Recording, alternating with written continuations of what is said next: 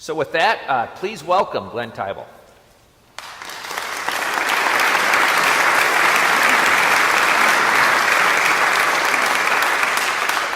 Thank you, Rolf. And by the way, I am glad to be here, so I will say that. Like many of you, I have read a significant number of books on leadership. Most of the books that I've read have been written for the business community or some other learning organizations. I remember reading 20 years ago Peter Senge's book, The Fifth Discipline, as it opened up for me a provocative and helpful perspective for understanding the organization and the growth of a congregation. At that time, I was serving as a lead pastor in a large multiple staff church. It was just a lot of complexity as part of that ministry. And that book was helpful in beginning to frame ways of getting at that as a leader. And better yet, the book that followed that, which was the workbook for the Fifth Discipline, is worth the cost even today just to purchase that book for the chapter that has to do with the suspension of assumptions.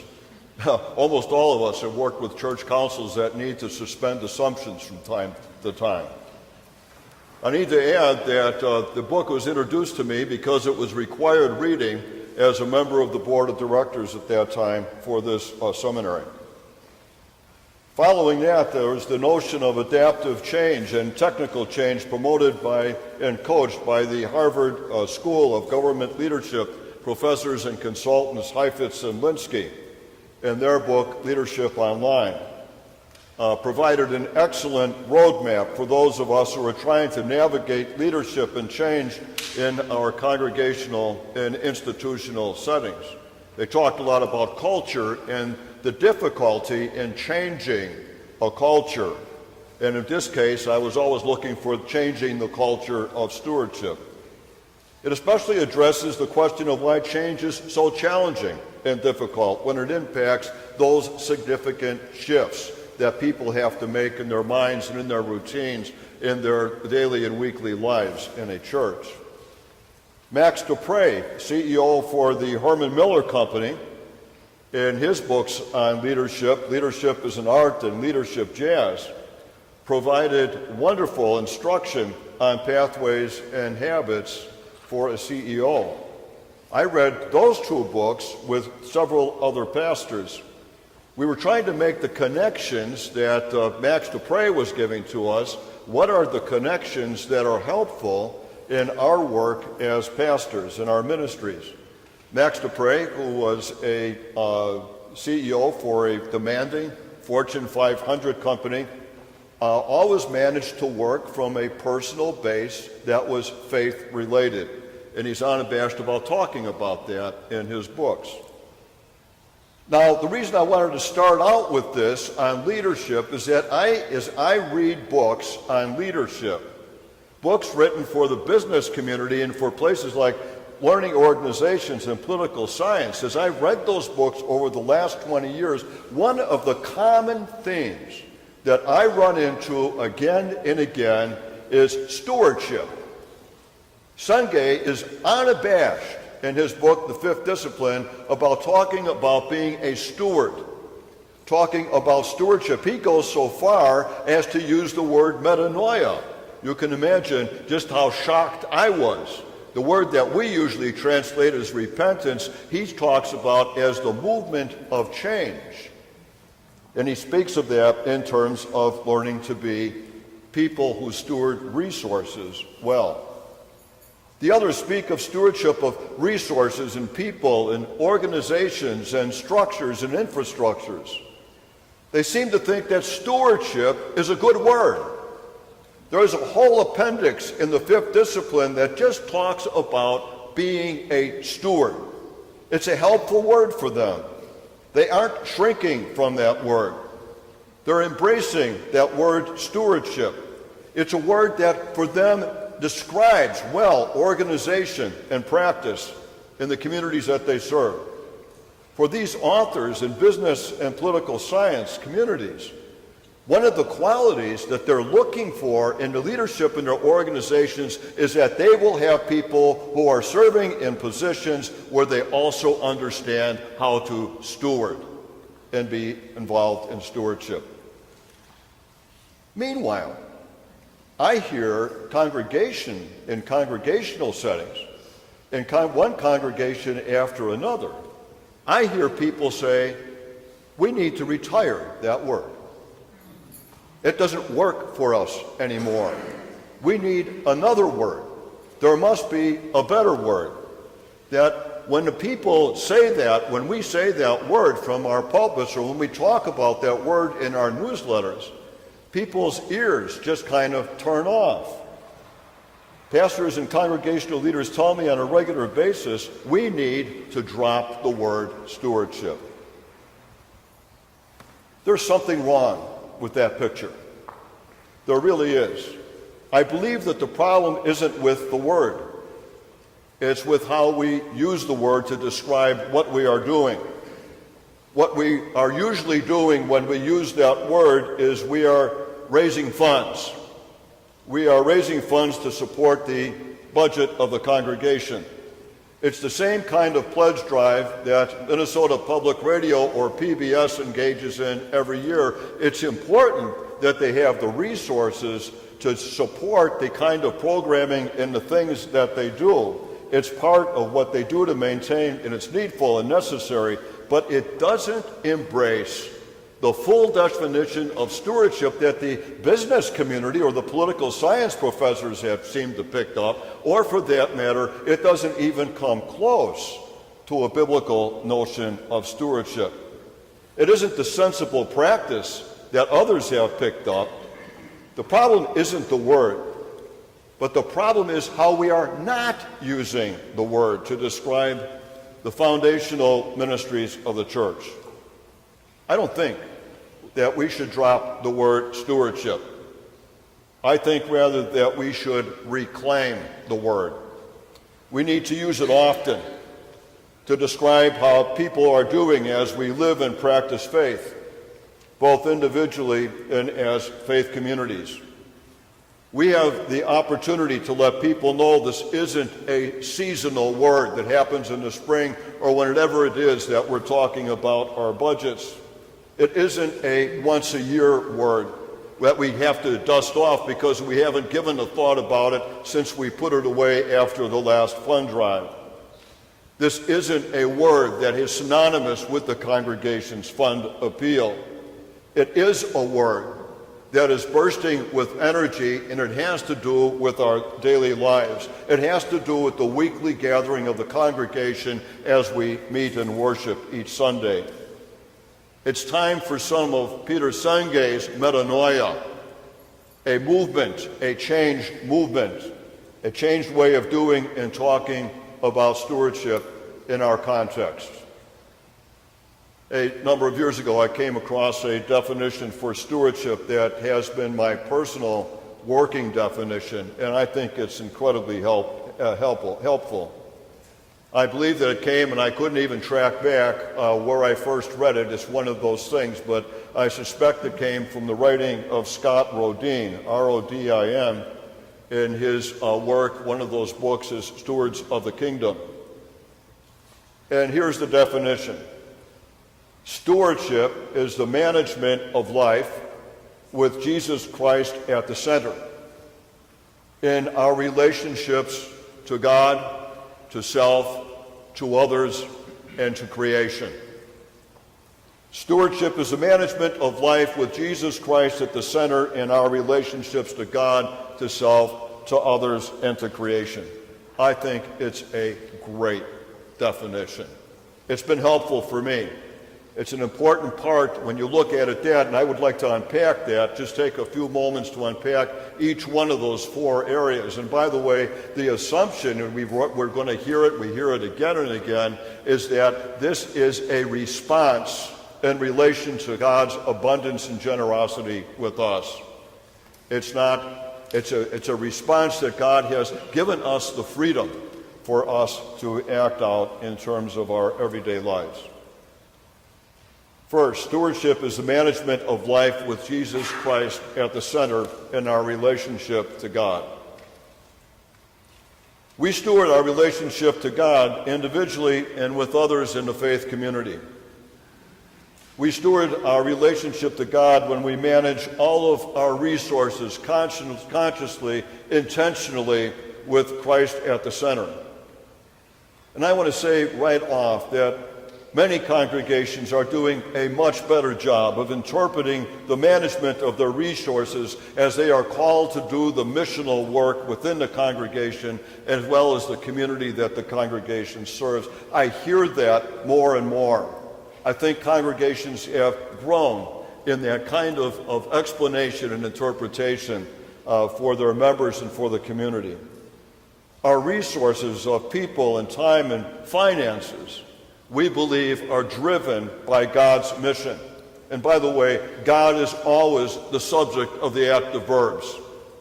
It's not something that we are doing. We don't have a mission unless it's God's mission that God has placed into our community for us to be doing as we are active in the world that He so loves.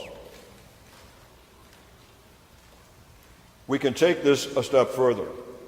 We usually raise the language of supporting the mission at the time of the year that we are also inviting members to support that mission with their time and their monetary gifts.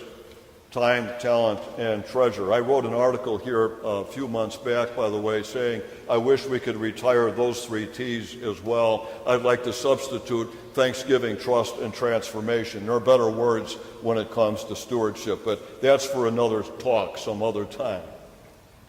However, I want to say that what happens when we also support with our time and our monetary gifts, each Sunday we receive an offering.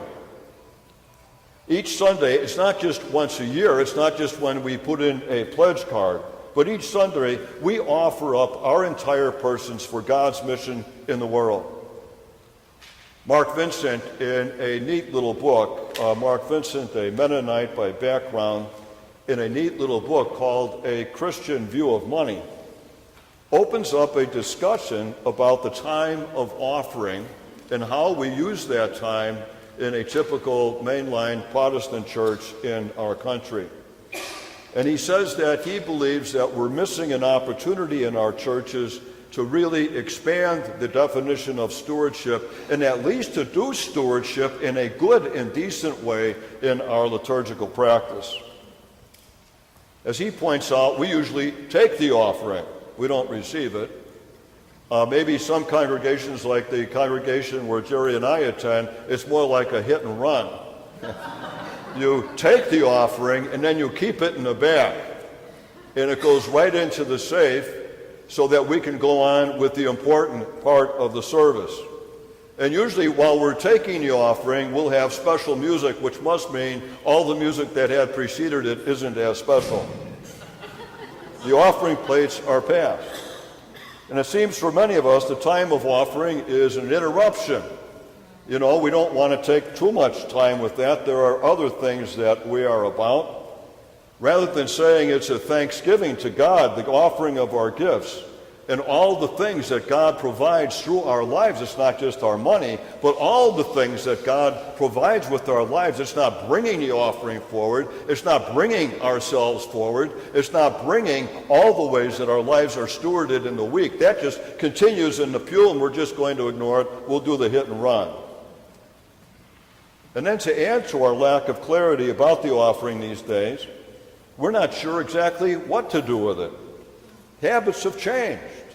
We've got people who have money that comes out of their withdrawal automatically from the bank. We've got people using their Visa and MasterCards now, and why not? It's one way that we can help people with do in church what they're doing everywhere else. Most people don't put an envelope into the plate once a week. They may put it in once every 2 weeks or once a month or once a year or once every half year.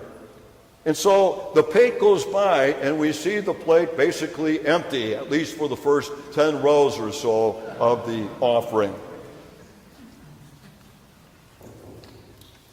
They give their, I hear many congregational leaders asking a question, and they've asked that of both Jerry and myself. They've asked the question, do you have any suggestions on what you do with people who are doing automatic withdrawal from the bank? How do we recognize that, or credit cards and the other things that we do?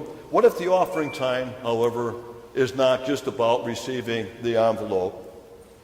What if the offering time is receiving the gifts that each person of the congregation has brought that day in their persons? That we are placing ourselves in the plate and not just our envelopes. I think we need to do a lot more with the offering time if we are serious about stewardship and our relationship to God, with our offering up, our stewardship with God at the center in relationship to God. What if each Sunday a different gift is offered up along with our monetary gifts?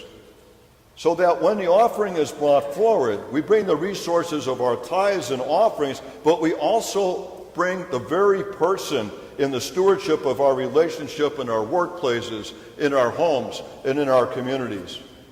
What if we actually had an offertory prayer that was a little bit different each week, or a litany that focused on a particular gift that we are focusing on this week?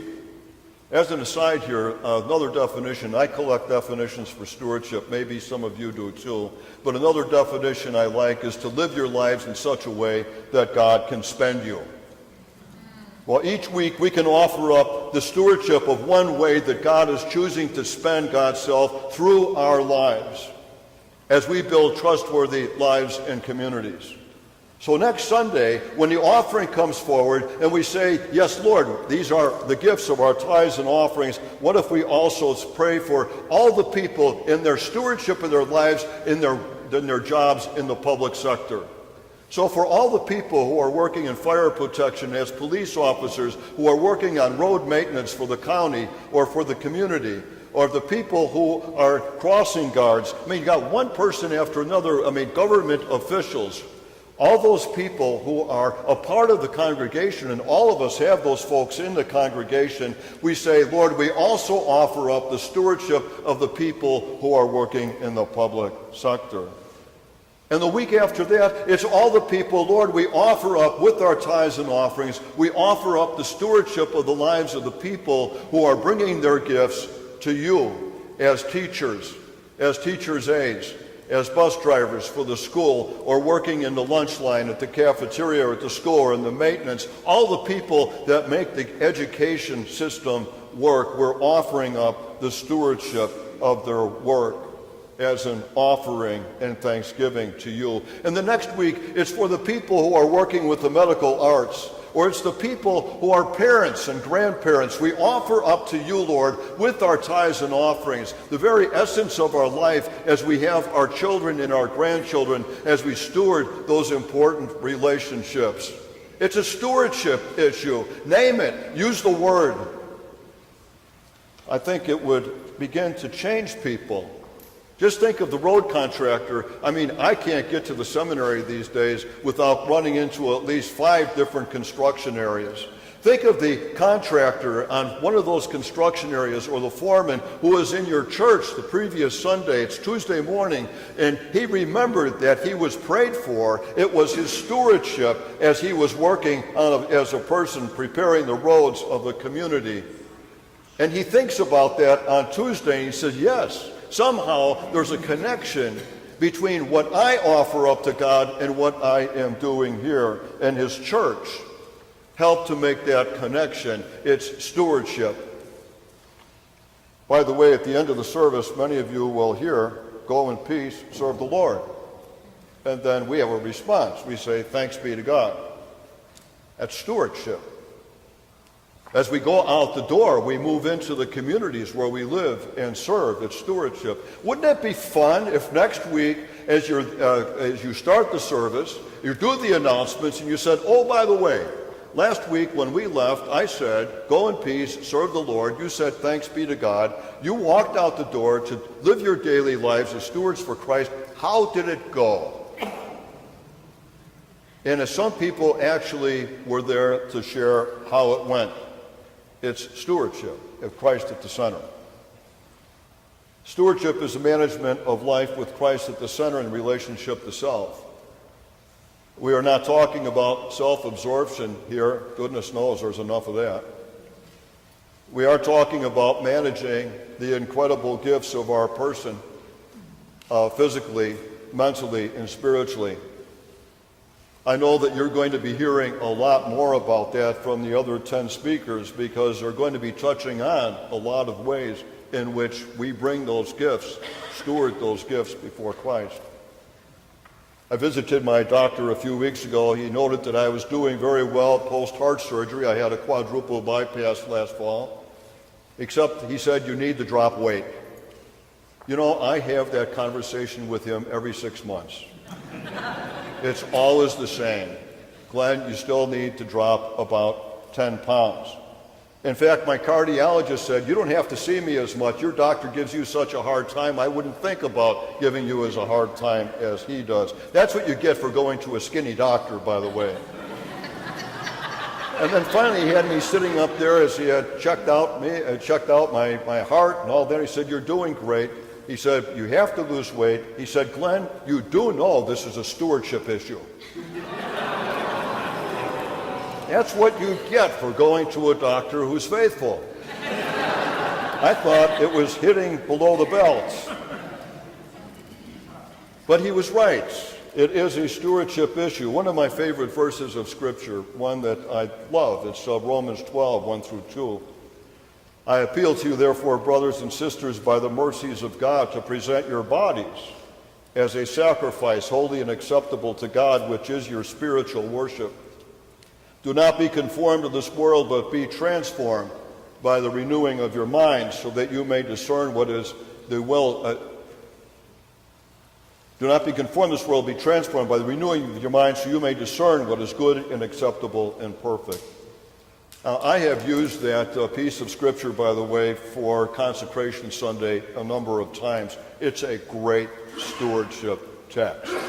And the reason I think it's so great, it's got it all, is to present you offer up your whole person. You offer up your bodies. It is your spiritual worship. You have the transformation of your minds. It's what God desires for us. The renewing of the whole person. It is stewardship. It is the stewardship of the self. Shortly after our daughter was born, 38 years ago now, my wife and I read Henry Nouwen's book, Reaching Out, the Three Movements of the Spiritual Life.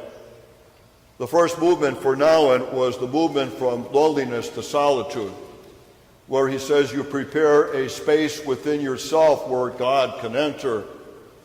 He pointed out that we seem to just open up every day with activity and noise. We don't always have a space, and there's no way to get a hold of our inner selves, of our person. And then the second movement was to go from hostility to hospitality, to open up now a space for others to enter. And as they enter into that space that you have provided, they also make discoveries about themselves. That this is one of the gifts that we can offer as God's people. He used as an example our children. He said, our sons and daughters, we cannot own them or possess them. They may be in our households for 18 years or whatever, but we open up a space so that they can grow and that they discover who they are in that process. That first key was we take care of our relationship to God, we steward it, and then we open it up for others. It's a stewardship move. And now with the two grandchildren, one who's 10 months, I look at him and I say, I hope as your grandparents we can continue to do the same thing. And I name it, this is a stewardship move. It's managing our lives in such a way that this little guy will know himself and he will also know who Christ is. And by the way, the last movement, because you're asking that, for Henry Nouwen, was the movement from illusion to prayer. Stewardship is embodied in our persons. It's not a spiritual exercise. It's not one of those things where I'm not religious, but I'm spiritual. It's embodied in your person. It is a foundational building block of the self.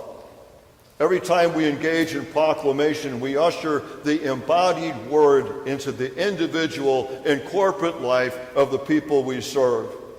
It is a stewardship move as we invite ourselves and others to remove the notion that there's such a thing as a disembodied word, that somehow this is only a spiritual exercise, without some kind of a mental and physical center as well. This is the work that we have for ourselves as God's people in our congregations. It's going to take a year-round effort. It's going to take some imagination. I remember Pat Kiefert saying quite a while ago, I was at some event that he was doing at our church at Vingie and Wilmer, and he said, we don't lack for resources in our church, we just lack imagination.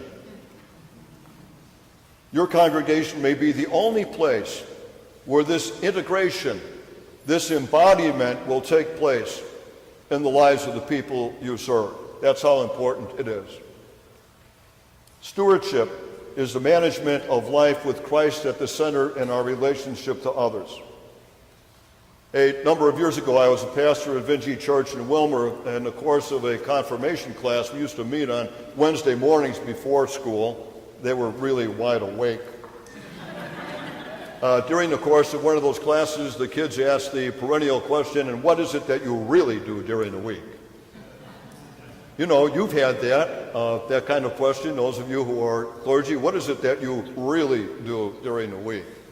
And you try to explain, well, you write a sermon. It takes some time to do that. They don't send that down from Chicago or Minneapolis or somewhere.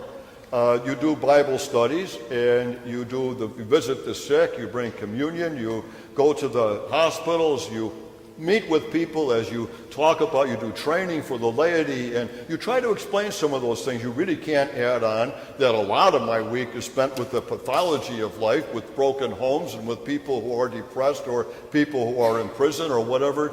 It's a lot of stuff like that. After the class, my colleague at the time was Steve Knudsen, just a wonderful colleague, and we talked afterwards, after we chuckled about that for a while. What is it that we really do during the week? How is it best to describe that? And we came up with this. We said, you know what we do during the week? We create community. As stewards, we create community. We thought that was a good summary. Where things are broken, we work with wholeness, and where hope is low, we have the word and the hope of encouragement. We have the gospel. It's more than optimism. It's more than just a patch-up. It's a transformative presence. That's what we do. And you know, we went to both of our confirmation classes the next week, and we talked about that. We said, we steward, we build community. And we even explained that for them, they would experience by midday, we said, at least 3 or 4 of the commandments will be broken in your sight and in your hearing. You'll experience it as what will happen when someone's reputation is really ruined or brought into question. You'll experience with hurt or lack of forgiveness. You'll know what it means to be broken on the things that can happen to you. And in the face of that, you have something more. You have this word that we steward, this presence that we steward, and you can be community builders as well. It's not something we do once a year, kids. It's something we do every day and every week. It's a year-round focus, and it's called stewardship. One of our visits to my hometown, Chicago, my wife and I were told of a thriving Catholic church that had a deep impact on this neighborhood. They had transformed that neighborhood with political movements and created opportunities in an area that is otherwise in deep conflict, an area today that's seeing a lot of shooting. The Southside congregation is a Roman Catholic church. It's mostly Afro-American, and it's been served for the last 33 years by Father Michael Pfleger, P-H-L-E-G-E-R. The church is St. Sabrina's. When he came there, they had an average attendance of 70. It now has about 3,000 on a Sunday. We decided to check it out. St. Sabrina's is in a constant state of transformation as it also transforms those around the neighborhood it serves. It's really a wonderful, wonderful experience. The offering was the highlight of the service for me. There was a couple, a family, that Father Flager had come forward. They took time with the offering, believe it or not. They brought the gifts, the monetary gifts, the plates, the baskets, they were there. But then they brought this family up, and they prayed with the family. They said, this family is starting a dry cleaning business. It's a risky thing, but it's going to help our community, our neighborhood, to be a better place. We're going to pray for them as they steward their lives in this way. What great stewardship we saw at that point. I'll tell you what, St. Sabrina's rolls the dice on stewardship of life with Christ at the center. And it's very controversial. This guy was suspended by the cardinal for 21 days. You gotta love it. The congregation where Jerry Raftery and I have our membership sponsors a community resource center for homeless people. We do this with another Roman Catholic church. A homeless shelter was created out of the building that had once served as a rectory. Families are there 365 days a year.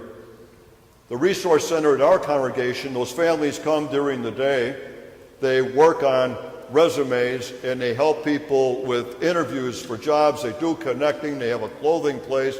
They have classes for the kids. They help them to find homes and housing, permanent housing. They have an 87% positive effective rate. Much better than most organizations. They take no government money, but they have had influence in county government. The congregation also does things like Habitat for Humanity. This is stewardship. It's the management of life with Jesus Christ at the center in relationship to our neighbors, to others. When you talk about ministry in your congregation, name it. You're doing it already, but you're never calling it stewardship. Call it what it is. It's stewardship.